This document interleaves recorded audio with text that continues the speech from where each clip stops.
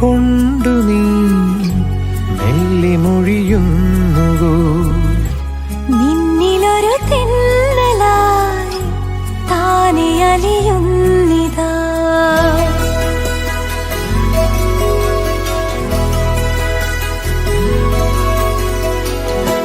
നീലമിഴിക്കൊണ്ടു നീ മെല്ലെ മൊഴിയുന്നുവോ നിന്നിലൊരു തെന്നലായി താനെ അലിയുന്നിതാ അനുരാഗതീരമിന്നു നീ അണഞ്ഞുവോ പ്രിയമോടെ താരകങ്ങളെന്തു ചൊല്ലിയോ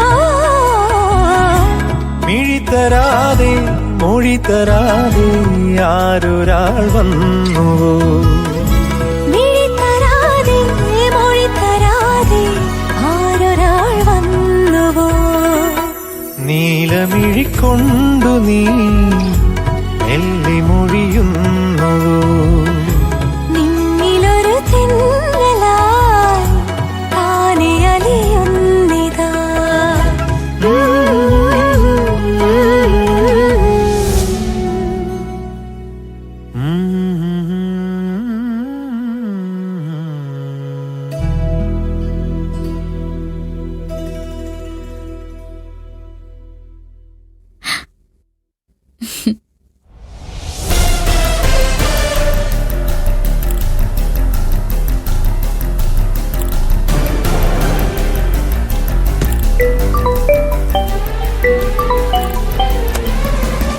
എങ്ങോട്ട് പോകുന്നു? അവിടെ ഇരിക്കെ, അവിടെ ഇരിക്കെ. ഹലോ അച്ഛാ, എയർപോർട്ടിൽ നിന്ന് നേരെ ഓഫീസിലേക്ക് വരുന്നോ അത് വീട്ടിലേക്ക് പോകുന്നോ? എന്നാ വീട്ടിലേക്ക് വയ്ക്കും.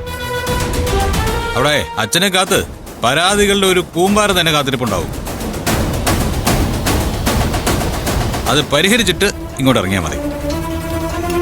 ശരി അച്ഛാ, ഓക്കെ ഓക്കെ ശരി.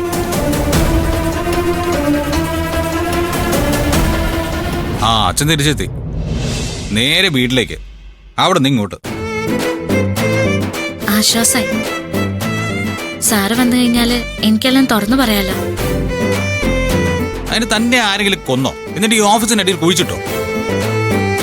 ഇത്ര കാര്യമായിട്ട് തുറന്നു പറയാൻ? കൊന്നു കുഴിച്ചിടണമെന്ന നിർബന്ധമൊന്നുമില്ലല്ലോ. അതിനേക്കാളും വലിയ കാര്യങ്ങളല്ലേ ഇവിടെ നടന്നുകൊണ്ടിരിക്കുന്നത്. അത് നന്ദിനി പറഞ്ഞത് കറക്റ്റ്.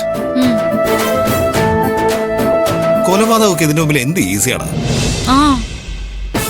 വിവേകേ, അയാൾ എന്തെങ്കിലും ഒരു കാര്യം പറഞ്ഞു തുടങ്ങുമ്പോ അനാവശ്യമായിട്ട് അതിനെ താൻ സപ്പോർട്ട് ചെയ്യരുത് കേട്ടല്ലോ. പിന്നെ അതിൽ നിന്ന് എന്റെ ശ്രീമതി മോചനം നേടുന്ന പ്രശ്നമേ ഇല്ല. യതീന്ദ്രൻ സാർ വരുമ്പോ ഞാൻ പറയും, എന്നെ കൊണ്ട് ഈ കസേര ഇരിക്കാൻ വയ്യ, എനിക്ക് ഈ പദവി കൊണ്ട് നടക്കാൻ വയ്യാന്ന്. അല്ല, അപ്പൊ അച്ഛൻ എന്ത് പറയും? തന്നോട് ഇനി മേല ഈ കസേര ഇരിക്കേണ്ടെന്ന് പറയോ?